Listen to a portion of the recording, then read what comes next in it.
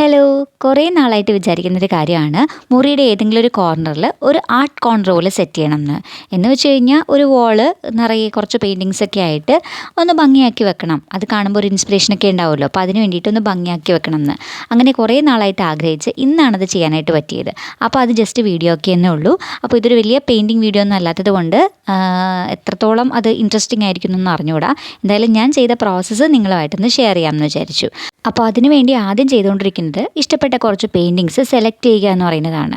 എൻ്റെ സ്കെച്ച് ബുക്കിൽ നിന്ന് തന്നെയാണ് കേട്ടോ ഈ പെയിൻറ്റിങ്സ് ഒക്കെ സെലക്ട് ചെയ്തിരിക്കുന്നത്. ഞാൻ മിക്കവാറും സ്കെച്ച് ബുക്കിൽ തന്നെയാണ് വരക്കാറുള്ളത്. അത് വലിയ പിക്ചേഴ്സ് ആയിരുന്നാലും ശരി, ചെറിയ പിക്ചേഴ്സ് ആയിരുന്നാലും ശരി, നിങ്ങൾക്ക് അറിയാൻ പറ്റും. മിക്കവാറും എല്ലാ വീഡിയോസിലും കാണിച്ചിട്ടുള്ളതൊക്കെ തന്നെയാണ് നമ്മുടെ സ്കെച്ച് ബുക്ക്. കാണിക്കാത്ത സ്കെച്ച് ബുക്സ് റെയറാണ്. മിക്കവാറും എല്ലാം തന്നെ കാണിച്ചിട്ടുണ്ട്. അപ്പോൾ അതുകൊണ്ട് തന്നെ പെയിൻറ്റിങ്സും നിങ്ങൾക്ക് പരിചയമുള്ളതൊക്കെ തന്നെയായിരിക്കും. അതിൽ എനിക്കിഷ്ടപ്പെട്ട കുറച്ച് പെയിൻറ്റിങ്സാണ് സെലക്ട് ചെയ്തുകൊണ്ടിരിക്കുന്നത്. അപ്പോൾ സ്കെച്ച് ബുക്കിൽ നിന്ന് ഇതുപോലെ ഇങ്ങനെ അത് കീറിയെടുക്കുന്ന സമയത്ത് ശരിക്കും എനിക്ക് വിഷമാവുന്നുണ്ട്. കാരണം സ്കെച്ച് ബുക്ക് ഞാൻ വളരെ നീറ്റായിട്ട് സൂക്ഷിക്കുന്ന ഒന്നാണ്. എനിക്കതിൽ നിന്ന് എന്തെങ്കിലും ഒന്ന് കീറിയെടുക്കുന്നതോ അല്ലെങ്കിൽ അതിലെന്തെങ്കിലും അഴുക്ക് പറ്റുന്നതോ പോലും ഇഷ്ടമില്ലാത്തൊരാളാണ്. പക്ഷേ ഇപ്പോൾ ഇങ്ങനത്തെ ഒരു ആവശ്യത്തിനാണ് എന്ന് ആലോചിക്കുമ്പോൾ എന്തായാലും എടുക്കാമെന്ന് വിചാരിച്ചു. അപ്പോൾ അങ്ങനെ 2-3 പിക്ചേഴ്സ് സെലക്ട് ചെയ്തതാണ് കേട്ടോ. ആ ഒരു വീടിൻ്റെ പിക്ചറൊക്കെ റീസെൻ്റ്ലി വരച്ചതാണ്, നമ്മൾ ഷോർട്സിലൊക്കെ കാണിച്ചിട്ടുണ്ട്. അപ്പോൾ ആ പിക്ചർ എന്തായാലും സെലക്ട് ചെയ്തിട്ടുണ്ട്. പിന്നെയും കുറച്ച് പിക്ചേഴ്സ് കൂടി വേണം. അപ്പോൾ അത് ഏതൊക്കെയാണ് എന്തൊക്കെയാണ് എന്ന് പറയുന്നൊരു ധാരണയൊന്നുമില്ല. കാണുമ്പോൾ ഇഷ്ടപ്പെടുന്ന പിക്ചേഴ്സ് സെലക്ട് ചെയ്യണമെന്നേ ഉള്ളൂ.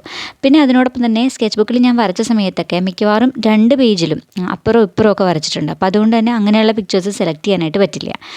അപ്പോൾ ദേ ഈ ഒരു ഗേളിൻ്റെ ഫേസ് ഇല്ലേ, ഇത് എനിക്ക് നന്നായിട്ട് ഇഷ്ടപ്പെട്ടൊരു പെയിൻറ്റിംഗ് ആണ്. പക്ഷേ ഇതിൻ്റെ ബാക്കിൽ ഞാൻ ചെറുതായിട്ടൊന്ന് പെന്ന് വെച്ചിട്ട് സ്കെച്ച് ചെയ്തിട്ടുണ്ട്. അപ്പോൾ അതുകൊണ്ട് അത് എടുക്കണോ വേണ്ടയോ എന്ന് ഞാൻ ആലോചിക്കുകയാണ്. ചിലപ്പോൾ എടുക്കുമായിരിക്കും. പിന്നെ ഇത് ഈ ഒരു പിക്ചറിൻ്റെ ബാക്കിലും കണ്ടില്ലേ, ബുദ്ധനെ വരച്ചിട്ട് പകുതിക്ക് വെച്ച് നിർത്തിയിരിക്കുകയാണ്. അപ്പോൾ ഇതും എടുക്കണോ എന്ന് പറയുന്നൊരു കൺഫ്യൂഷൻ ഉണ്ടായിരുന്നു. എന്നാലും ഞാനത് എടുക്കാനായിട്ട് തീരുമാനിച്ചു. കാരണം അത് കംപ്ലീറ്റ് ആയിട്ട് വരച്ചിട്ടൊന്നുമില്ലല്ലോ. അപ്പോൾ അതുകൊണ്ട് വിചാരിച്ചു കുഴപ്പമില്ല, എടുത്തേക്കാം എന്ന്. പിന്നെ ഈ ഒരു വീടിൻ്റെ പിക്ചർ വെക്കണം എന്ന് എനിക്കുണ്ടായിരുന്നു. പക്ഷേ ഇതിൻ്റെ ബാക്കിൽ എന്തായാലും എനിക്ക് ഇഷ്ടപ്പെട്ട 2 പിക്ചേഴ്സ് ഉള്ളതാണ്. ഒരിക്കലും ഞാനത് കീറിക്കളയാനായിട്ട് ആഗ്രഹിക്കുന്നില്ല. അപ്പോൾ അതുകൊണ്ട് തന്നെ അതെന്തായാലും എടുക്കുന്നില്ല. പിന്നെ ഈ റോസ് ഫ്ലവർ എടുക്കാമെന്ന് വിചാരിച്ചു. പിന്നെ ഈ ഒരു വോൾഫിൻ്റെ പിക്ചറില്ലേ, അപ്പോൾ അതും കൂടി സെലക്ട് ചെയ്യാം എന്നാണ് വിചാരിക്കുന്നത്. ഇനി ഇതൊക്കെ കട്ട് ചെയ്തെടുക്കണം. കട്ട് ചെയ്തെടുക്കുന്ന സമയത്ത് ബാക്കിലുള്ള പിക്ചർ പോവാണ്ട് നോക്കണം. അപ്പോൾ അതാണ് ഒരു ടാസ്ക്. അപ്പോൾ ഇങ്ങനെ സ്കെച്ച് ബുക്ക് നശിപ്പിച്ച് കളയാനായിട്ട് ഒട്ടും താല്പര്യമില്ല. പിന്നീട് നമ്മൾ സ്കെച്ച് ബുക്ക് ടൂറൊക്കെ ചെയ്യുന്ന സമയത്ത് നന്നായിട്ട് കാണിച്ചു തരണം എന്നൊക്കെ വിചാരിച്ചിരുന്നതാണ്. പക്ഷേ എന്തായാലും ഒരു ഗാലറി പോലെ സെറ്റ് ചെയ്യാനായിട്ടല്ലേ, അപ്പോൾ അതെടുത്തേക്കാമെന്ന് വിചാരിച്ചു. അപ്പോൾ ഇതിൽ നിന്ന് എനിക്ക് മനസ്സിലായ കാര്യം എന്താണെന്ന് വെച്ച് കഴിഞ്ഞാൽ എല്ലാ പിക്ചറും നമ്മൾ സ്കെച്ച് ബുക്കിലല്ല, ചിലതൊക്കെ നമ്മൾ ക്യാൻവാസിലും വരയ്ക്കുന്നത് നല്ലതാണ് കേട്ടോ.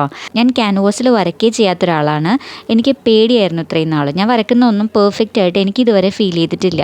പിന്നെ പലരും പലതരത്തിലും നമ്മളെ എന്താ പറയുക മോട്ടിവേറ്റ് ചെയ്യാനും ഒക്കെ ശ്രമിക്കുന്ന സമയത്ത് നന്നായിട്ടുണ്ട് എന്നൊക്കെ പറയുന്ന സമയത്ത് ചെറുതായിട്ട് ഒരു ഇൻസ്പിറേഷനൊക്കെ വരുമെന്നുണ്ടെങ്കിലും എനിക്ക് പലപ്പോഴും പല കാര്യങ്ങളും പെർഫെക്റ്റ് ആയിട്ട് വന്നു എന്ന് ഫീൽ ചെയ്യാറില്ല. അത് അങ്ങനെ വെറുതെ പറയുകയല്ല കേട്ടോ. ശരിക്കും പറഞ്ഞാൽ ഞാൻ വരച്ചിട്ടുള്ള എല്ലാ പെയിൻറ്റിങ്സിലും തന്നെ എല്ലാത്തിലും എന്തെങ്കിലുമൊക്കെ ഫോൾട്ട് എനിക്ക് ഫൈൻഡ് ഔട്ട് ചെയ്യാൻ പറ്റാറുണ്ട്. അപ്പോൾ അതുകൊണ്ട് തന്നെ എനിക്കൊരു പെർഫെക്ഷൻ ഫീൽ ചെയ്യാറില്ല. അപ്പോൾ നന്നായിട്ട് വരണം എന്നുള്ളത് കൊണ്ട് ക്യാൻവാസിൽ വരക്കുമ്പോൾ വെറുതെ ക്യാൻവാസ് വേസ്റ്റ് ചെയ്യാൻ പറ്റില്ലല്ലോ. അപ്പോൾ അതുകൊണ്ട് ക്യാൻവാസിൽ വരക്കാനുള്ളൊരു ധൈര്യം ഉണ്ടായിരുന്നില്ല. അപ്പോൾ ഇനിയെങ്കിലും ചില പിക്ചേഴ്സ് ക്യാൻവാസിൽ വരക്കണം, എന്നാൽ മാത്രമേ ഇതുപോലുള്ള പരിപാടികൾക്കൊക്കെ നമുക്ക് ഉപയോഗിക്കാൻ പറ്റുള്ളൂ. ഇപ്പോൾ എന്തായാലും തൽക്കാലം ഉള്ളത് കൊണ്ട് അഡ്ജസ്റ്റ് ചെയ്യാമെന്ന് വിചാരിച്ചു. അപ്പോൾ ബാക്കി കുഞ്ഞ് സ്കെച്ച് ബുക്കിൽ നിന്നും ചില പിക്ചേഴ്സ് സെലക്ട് ചെയ്തുകൊണ്ടിരിക്കുകയാണ്. ഇങ്ങനെ വാളിൽ നമ്മൾ പല പിക്ചേഴ്സ് സെലക്ട് ചെയ്ത് വെക്കുന്ന സമയത്തേ എല്ലാം ഒരേ സൈസിലുള്ള പിക്ചേഴ്സ് ആയിരിക്കരുത് കേട്ടോ. പല സൈസിലുള്ളതാവുന്നതാണ് ഭംഗി. എല്ലാം കൂടി ഒരേപോലെ അടുക്കി വെച്ചിരിക്കുന്നത് പോലെ ഫീൽ ചെയ്യുന്നതിനേക്കാളും ഒന്ന് ഷഫിൾഡ് ആയിട്ട് ഇട്ടിരിക്കുന്നത് പോലെ ഫീൽ ചെയ്താൽ അത് കുറച്ചുകൂടി ഭംഗി ഉണ്ടാവും എന്നാണ് ഞാൻ വിചാരിക്കുന്നത്. അപ്പോൾ ഇത് നമ്മുടെ ഫിനിഷ് ചെയ്യാത്ത സ്കെച്ച് ബുക്കാണ്. അപ്പോൾ അതിൽ കുറേ നല്ല പിക്ചേഴ്സ് ഉണ്ട്. എന്ന് വെച്ച് കഴിഞ്ഞാൽ എനിക്ക് ഇഷ്ടമുള്ള മനസ്സുകൊണ്ട് ഇഷ്ടമുള്ള കുറച്ച് പിക്ചേഴ്സ് ഉണ്ട്. അപ്പോൾ അതൊക്കെ തന്നെയാണ് കീറിയെടുക്കുന്നത്. എന്തായാലും എടുക്കണം. അപ്പോൾ അതുകൊണ്ട് അതങ്ങോട്ട് എടുത്തു. പിന്നെ നമ്മുടെ ഹാൻഡ് മെയ്ഡ് സ്കെച്ച് ബുക്കില്ലേ, ഏറ്റവും ആദ്യത്തെ ഹാൻഡ് മെയ്ഡ് സ്കെച്ച് ബുക്ക് ഒരു പാണ്ടക്കുട്ടൻ്റെ സ്കെച്ച് ബുക്ക് ഉണ്ടായിരുന്നില്ലേ, അപ്പോൾ അതിൽ നിന്ന് ഒരു പിക്ചർ മാത്രമേ സെലക്ട് ചെയ്തിട്ടുള്ളൂ. അതൊരു എന്തെന്നാ ആ മീനിൻ്റെ പേര് എനിക്ക് അറിഞ്ഞുകൂടാ കേട്ടോ. അത് ഞാൻ ഫസ്റ്റ് ഒരു വീഡിയോ ചെയ്യുന്ന സമയത്ത് ഇതുപോലെ പറഞ്ഞിട്ടുണ്ടായിരുന്നു. ആരൊക്കെയോ കമൻറ്റ് ചെയ്തിട്ടുണ്ടായിരുന്നു ഇതാണ് അതിൻ്റെ പേരെന്നൊക്കെ പറഞ്ഞിട്ട്. എന്തായാലും ആ ഒരു ഗോൾഡ് ഫിഷ് പോലത്തെ ഒരു ഫിഷിൻ്റെ ഒരു പിക്ചർ ഉണ്ടായിരുന്നു. അപ്പോൾ ആ പിക്ചറും കൂടി എടുത്തിട്ടുണ്ട്. അപ്പോൾ ഇങ്ങനെ നമ്മൾ അത്യാവശ്യം കുറച്ച് പിക്ചേഴ്സൊക്കെ എടുത്തു. ഈ എടുത്ത് വെച്ചിരിക്കുന്നത് വെച്ചിട്ട് ഞാൻ ഒട്ടിക്കാമെന്ന് വെച്ചിട്ട് പ്ലാൻ ചെയ്തു. പക്ഷേ ഇത് കൂടാണ്ട് കുറച്ച് പിക്ചറും കൂടി എടുക്കേണ്ടി വന്നു കേട്ടോ. അപ്പോഴേ ഉള്ളത് ഭംഗിയായിട്ട് സെറ്റായുള്ളൂ. അപ്പോൾ അതുകൊണ്ട് ഈ ഉള്ളതൊക്കെ ഒന്ന് ജസ്റ്റ് നോക്കുകയാണ് ഏതൊക്കെയാണ് എടുക്കാൻ പറ്റുന്നത്, ഏതൊക്കെ രീതിയിൽ അറേഞ്ച് ചെയ്യണമെന്ന് കൂടി ആലോചിക്കുന്നുണ്ട്. വലിയ പിക്ചേഴ്സ് കുറവേ ഉള്ളൂ എൻ്റെ കയ്യിൽ, ഒരുപാടൊന്നുമില്ല. വേറെയും വരച്ചിട്ടുണ്ട്, പക്ഷെ അതിൽ വെക്കാൻ കൊള്ളാവുന്നത് എന്ന് എനിക്ക് ഫീൽ ചെയ്യുന്ന പിക്ചേഴ്സ് തീരെ കുറവാണ്. അപ്പോൾ അതുകൊണ്ട് ഈ ഉള്ള 1-2 പിക്ചേഴ്സ് മാത്രമേ ഉള്ളത് എടുത്തുള്ളൂ. ബാക്കിയൊക്കെ കുഞ്ഞു കുഞ്ഞു പിക്ചേഴ്സാണ് നമ്മൾ വീഡിയോസിൽ കാണിച്ചിട്ടുള്ള ടൈനി സ്കെച്ച് ബുക്കിൽ വരച്ചതും ഷോർട്സിലൊക്കെ കാണിച്ചിട്ടുള്ളതുമായിട്ടുള്ള പെയിൻറ്റിങ്സൊക്കെ തന്നെയാണ്. അപ്പോൾ ഇങ്ങനെ എല്ലാം ചെയ്ത് കഴിഞ്ഞപ്പോൾ ഇതുപോലെ കുറച്ച് ചവറൊക്കെ വന്നിട്ടുണ്ട്, അതൊക്കെ എടുത്ത് മാറ്റുന്നുണ്ട്. ഇത് മാത്രമല്ല, ഒന്നുകൂടി ഞാനിതിൻ്റെ അറ്റമൊക്കെ ഒന്നുകൂടി ഷേപ്പ് ചെയ്തിട്ടാണ് പിന്നീട് ഒട്ടിച്ചത് കേട്ടോ. ഒട്ടിക്കാനെടുത്ത സമയത്ത് വീണ്ടും അറ്റമൊക്കെ അത്ര നീറ്റ് അല്ലാണ്ടിരിക്കുന്ന പോലെ ഫീൽ ചെയ്തപ്പോൾ ഒന്നുകൂടി കട്ടിംഗ് ബ്ലേഡ് ഉപയോഗിച്ച് കട്ട് ചെയ്തിട്ടാണ് ഈ പിക്ചേഴ്സൊക്കെ എടുത്തിരിക്കുന്നത്. അപ്പോൾ ഇതൊക്കെയാണ് നമ്മുടെ കയ്യിലുള്ള പിക്ചേഴ്സ്. ഇതെല്ലാം നമുക്കിനി ഒട്ടിക്കണം. ഒട്ടിക്കാനായിട്ട് ഞാനിപ്പോൾ യൂസ് ചെയ്യുന്നത് ഡബിൾ സൈഡ് ടേപ്പാണ്. ഡബിൾ സൈഡ് ടേപ്പ് വെച്ചിട്ട് തീരെ ചെറിയ പീസാണ് എടുത്തിരിക്കുന്നത്. ആ തീരെ ചെറിയ പീസ് വെച്ചിട്ട് ജസ്റ്റ് 4 സൈഡ് മാത്രമാണ് ഒട്ടിച്ചു കൊടുക്കുന്നത്.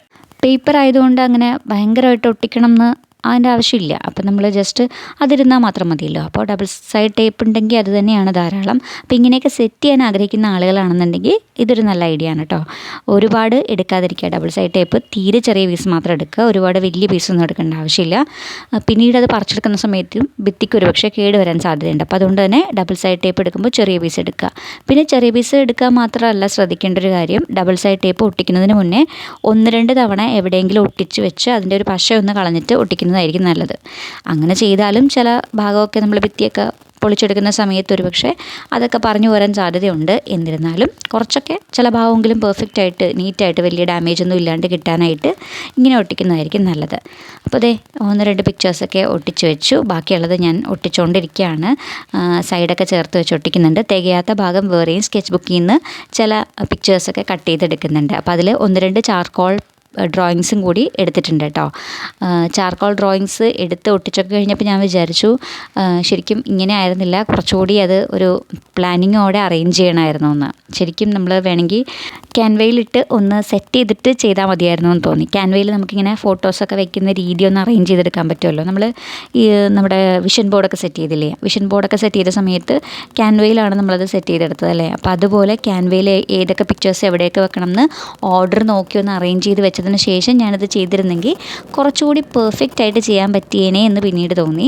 എന്തായാലും കുഴപ്പമില്ല, നമുക്ക് ഓക്കെ ആണ് എന്ന് തോന്നുന്ന രീതിയിൽ പിക്ചേഴ്സ് ഇങ്ങനെ ഒട്ടിച്ചു കൊടുത്തിട്ടുണ്ട്. പിന്നെ ഒരു കളർ കോമ്പിനേഷനൊക്കെ നോക്കിയിട്ട് ഒട്ടിച്ചു കൊടുക്കുകയാണെങ്കിൽ കുറച്ചുകൂടി നല്ലതായിരിക്കും.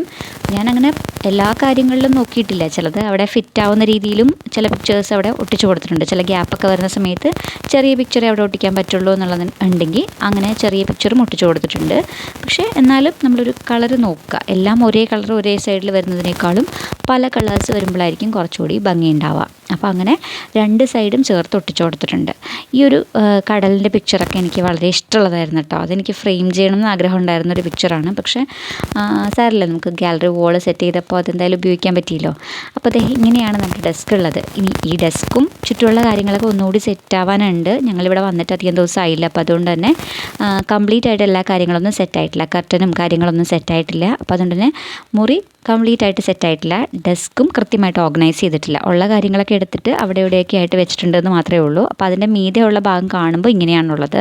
ശരിക്കും ഡെസ്കും ഒക്കെ കൂടി സെറ്റ് ചെയ്തതിന് ശേഷം ഒരു ആർട്ട് കോർണർ പോലെ കാണിച്ചിരുന്നെങ്കിൽ കുറച്ചുകൂടി നന്നാവുമായിരുന്നു.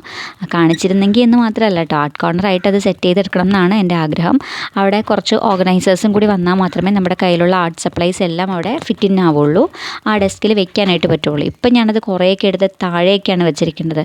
ഡെസ്കിൻ്റെ താഴെയായിട്ട് കുറച്ച് സ്പേസ് ഉണ്ട്. അപ്പോൾ അവിടെയൊക്കെയാണ് ഓരോ പെട്ടിയിലൊക്കെ ആക്കിയിട്ട് വെച്ചിരിക്കുന്നത്. അപ്പോൾ അങ്ങനെ വെച്ചിട്ട് വലിയ കാണിക്കാൻ മാത്രമുള്ള ഭംഗിയൊന്നുമില്ല. അപ്പോൾ അതുകൊണ്ട് അതൊന്നും കാണിക്കുന്നില്ല കേട്ടോ. പിന്നീട് ഇത് കൃത്യമായിട്ട് ഓർഗനൈസ് ചെയ്തൊക്കെ വെച്ചതിന് ശേഷം അതൊരു ഡെസ്ക് ടൂർ പോലെ വേറൊരു വീഡിയോയിൽ ചെയ്യാം. അപ്പോൾ ഇത്രയേ ഉള്ളൂ ഇന്നത്തെ വീഡിയോ. അപ്പോൾ അടുത്തൊരു കുട്ടി വീഡിയോ ആയിട്ട് വരുന്നത് വരെ ബൈ.